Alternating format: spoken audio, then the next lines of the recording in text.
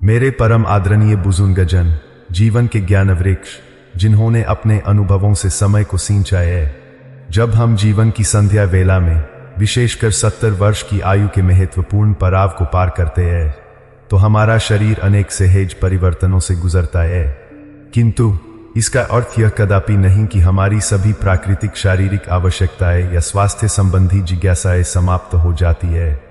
आज हम एक ऐसे विषय पर अत्यंत सम्मान और वैज्ञानिक दृष्टिकोण के साथ चर्चा करेंगे जो वरिष्ठ पुरुषों के स्वास्थ्य के लिए महत्वपूर्ण तो है, परंतु जिस पर प्रायः खुलकर बात नहीं हो पाती, वह है यौन गतिविधि की निरंतरता और पौरुष ग्रंथि का स्वास्थ्य। आज का हमारा विशेष प्रश्न, जो 70 वर्ष से अधिक आयु के कई पुरुष मन ही मन पूछते हैं, परंतु जिसका स्पष्ट उत्तर पाने में संकोच करते हैं, क्या इस आयु में भी स्वानंद अभ्यास, हस्तमैथुन जारी रखना पौरुष ग्रंथि के स्वास्थ्य के लिए लाभकारी हो सकता है? यह चर्चा किसी भी प्रकार की शर्मिंदगी या असहजता उत्पन्न करने के उद्देश्य से नहीं है। यह एक महत्वपूर्ण चिकित्सकीय जानकारी है जो आपके जीवन की गुणवत्ता में सुधार लाने में सहायक हो सकती है।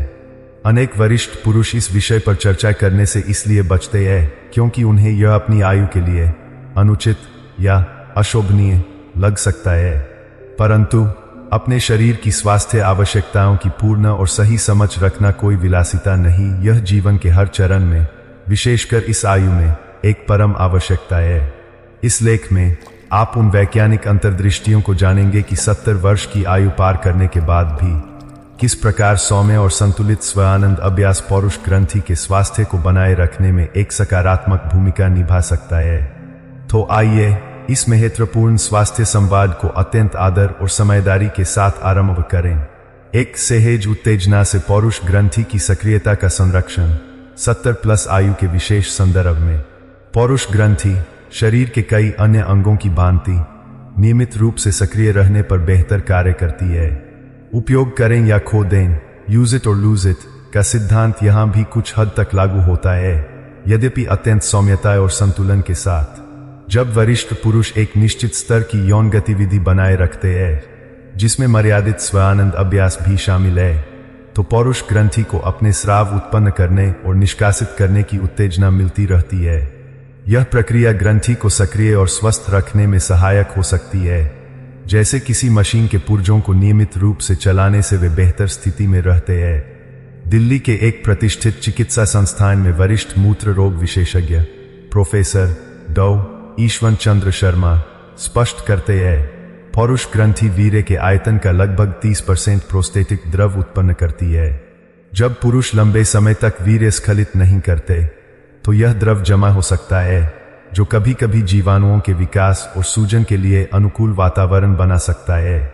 70 वर्ष से अधिक आयु के व्यक्तियों में संयमित और नियमित स्वानंद अभ्यास इन स्रावों को बाहर निकालने, ग्रंथि में उचित प्रवाह बनाए रखने और संभावित सूजन के जोखिम को कम करने में मदद कर सकता है।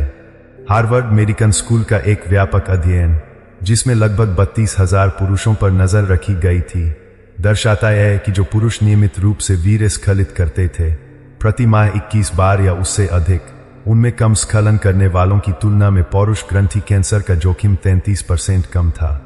यद्यपि यह अध्ययन विशेष रूप से 70 वर्ष से अधिक आयु वर्ग पर केंद्रित नहीं था, फिर भी यह वीर्य स्खलन की गतिविधि और पौरुष ग्रंथि के स्वास्थ्य के बीच एक महत्वपूर्ण संबंध को इंगित करता है। इस आयु में यह नियमितता शरीर की अपनी शोधन प्रक्रियाओं का समर्थन कर सकती है। वाराणसी निवासी 76 वर्षीय श्री अमरनाथ त्रिपाठी अपना अनुभव साझा करते हैं, जब मुझे पौरुष ग्रंथि से संबंधित कुछ समस्याएं होने लगीं, जैसे बार बार पेशाब आना और पेशाब पूरी तरह से न होने का एहसास, तो मेरे चिकित्सक ने दवाओं के साथ साथ यह भी समझाया कि नियमित और संतुलित वीर्य स्खलन स्थिति को सुधारने में मदद कर सकता है। प्रारंभ में मुझे इस सलाह पर आश्चर्य हुआ, परंतु इसके पीछे के शारीरिक तंत्र को समझने के बाद मैंने इसे आजमाया। कुछ महीनों के बाद मेरे लक्षणों में काफी कमी आई। 70 वर्ष से अधिक आयु के पुरुषों के लिए सप्ताह में 1 से 2 बार की आवृत्ति का स्वानंद अभ्यास आमतौर पर पौरुष ग्रंथि की गतिविधि को बनाए रखने के लिए पर्याप्त हो सकता है, बिना शरीर पर अत्यधिक दबाव डाले। अपने शरीर के संकेतों को सुनें और अपनी व्यक्तिगत आवश्यकताओं के अनुसार समायोजन करें, ठीक वैसे ही जैसे हम एक बगीचे की देखभाल करते हैं, न बहुत अधिक न बहुत कम, बल्कि उतना ही जितना पौधों को आवश्यकता हो। इस आयु में सौम्यता और संतुलन प्रमुख सिद्धांत होने चाहिए। 2 अंतःस्रावी हार्मोनल संतुलन का सौम्य संरक्षण। जैसे जैसे पुरुषों की आयु बढ़ती है, टेस्टोस्टेरोन का प्राकृतिक स्तर कम होता जाता है, जो शरीर के कई कार्यों को प्रभावित करता है। यौन गतिविधि, जिसमें मर्यादित स्वानंद अभ्यास भी शामिल है, टेस्टोस्टेरोन के उत्पादन को सौम्य रूप से प्रोत्साहित करने और बेहतर अंतःस्रावी संतुलन बनाए रखने में मदद कर सकती है, विशेष रूप से वृद्धावस्था में। यह समझना महत्वपूर्ण है कि हार्मोन हमारे समग्र कल्याण में एक सूक्ष्म लेकिन महत्वपूर्ण भूमिका निभाते हैं।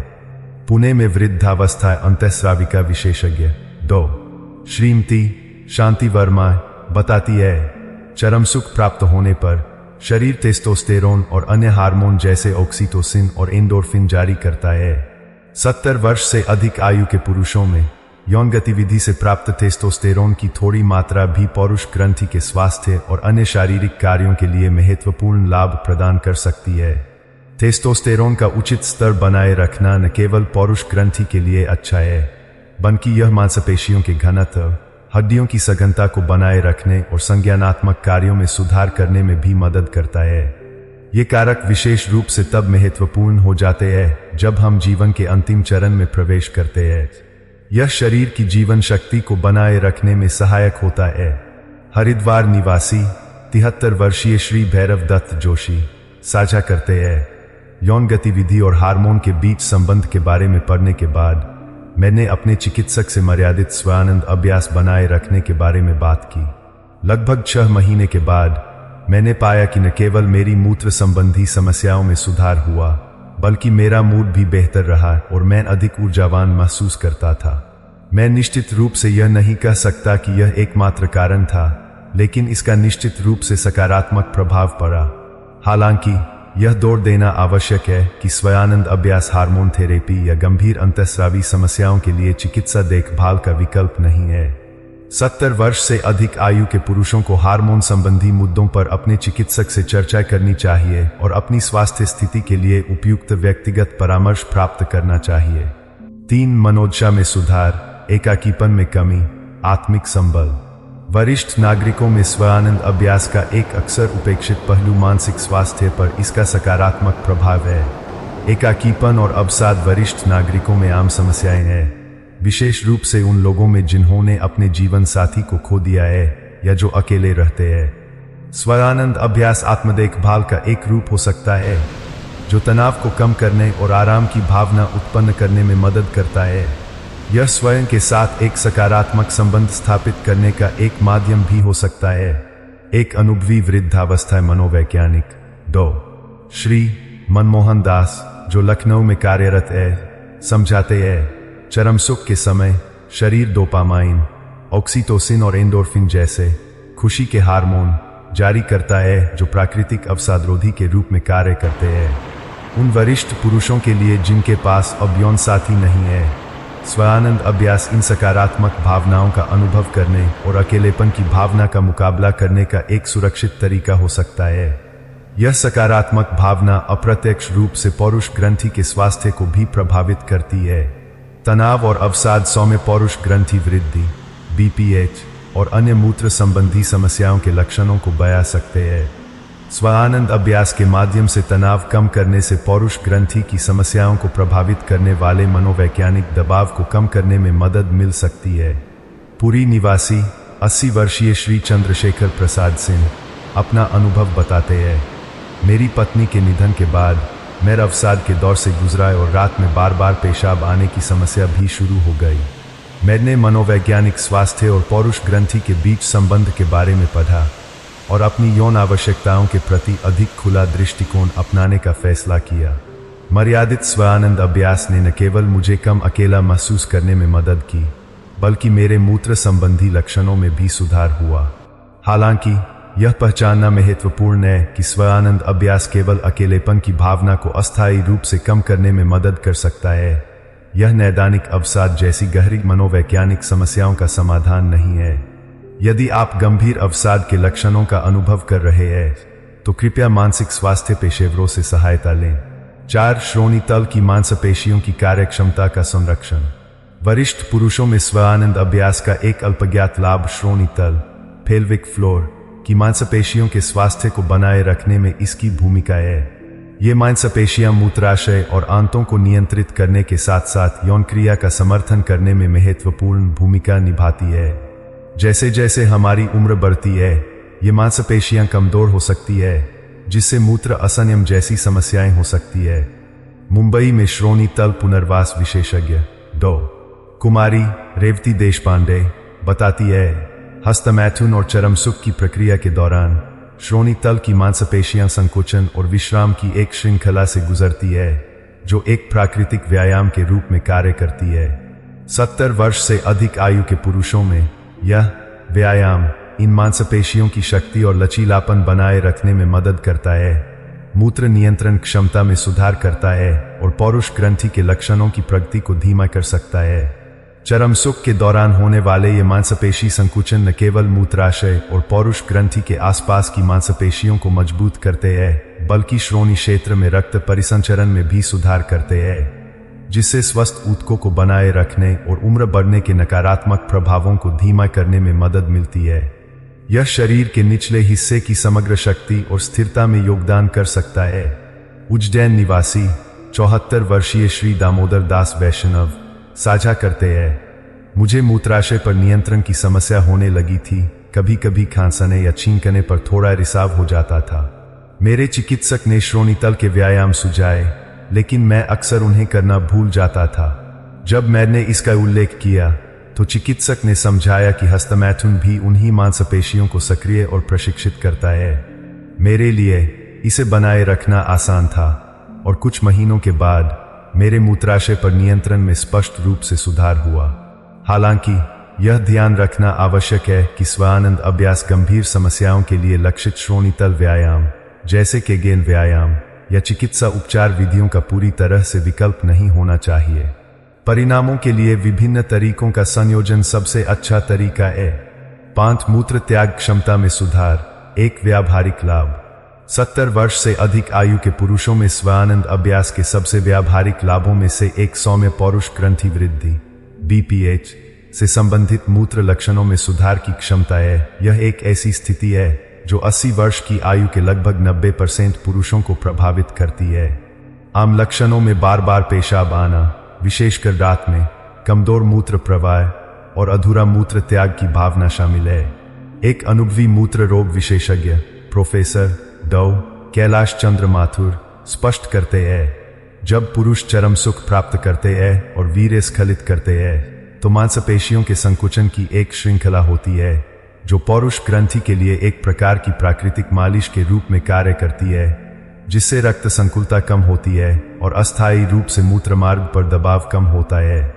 वीर्य स्खलन की प्रक्रिया वीर्य नलिकाओं को साफ करने और स्रावित द्रव के जमाव को कम करने में भी मदद करती है, जिससे असुविधाजनक लक्षण कम होते हैं।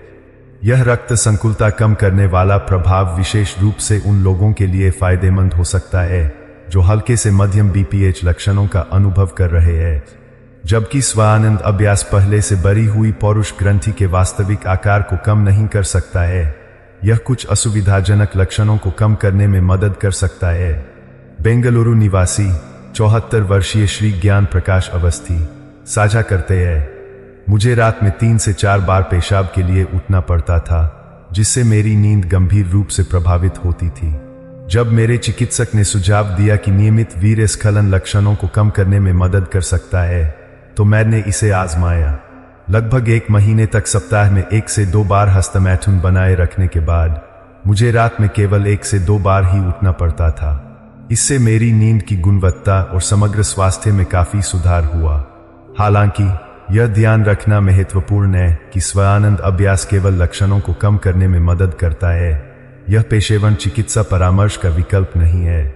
70 वर्ष से अधिक आयु के पुरुष जो गंभीर मूत्र लक्षणों का सामना कर रहे हैं, उन्हें उचित मूल्यांकन और उपचार के लिए हमेशा अपने चिकित्सक से परामर्श करना चाहिए। 6 महत्वपूर्ण सावधानियां एवं विचारणीय बिंदु 70+ आयु हेतु। यद्यपि कई संभावित लाभ है, परंतु यह समझना महत्वपूर्ण है कि 70 वर्ष से अधिक आयु के सभी पुरुषों को हर स्थिति में स्वानंद अभ्यास नहीं करना चाहिए। कुछ मामलों में सावधानी बरतना आवश्यक है। एक वरिष्ठ हृदय रोग एवं वृद्धावस्था विशेषज्ञ 2 श्रीमती विमला भटनागर चेतावनी देती है, गंभीर हृदय रोगों से पीड़ित वरिष्ठ पुरुष जैसे अस्थिर एंजाइना या हाल ही में दिल का दौरा पड़ना, किसी भी ऐसी गतिविधि से सावधान रहना चाहिए जो हृदय गति और रक्तचाप को काफी बढ़ा सकती है। इसी प्रकार तीव्र पौरुष ग्रंथि शोथ एक्यूट प्रोस्टेटाइटिस से पीड़ित लोगों को स्वानंद अभ्यास से बचना चाहिए, क्योंकि यह सूजन की स्थिति को और बढ़ा सकता है।